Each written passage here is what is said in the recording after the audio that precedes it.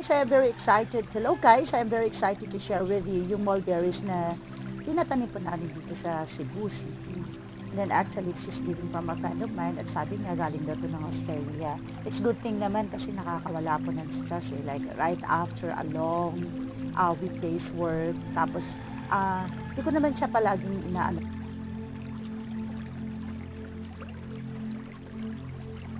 So ngayon, nag-aano na po kami sa kanya. Binabantayan lang po namin sa likod. Tapos minsan, pag may time po kami, like every 3 days, nililagyan po namin siya ng tubig. It's good thing naman kasi sa yung lugar kasi namin nasa tabing sapa po siya. So, nakakaano po din po sa kanya, nakaka-refresh po sa kanya sa mulberry. So, ang dali lang po siyang alagaan. All you have to do is lalagyan niyo lang po siya sa isang paso. Tapos, tutubigan lang paminsan-minsan, maaarawan siya. Tapos,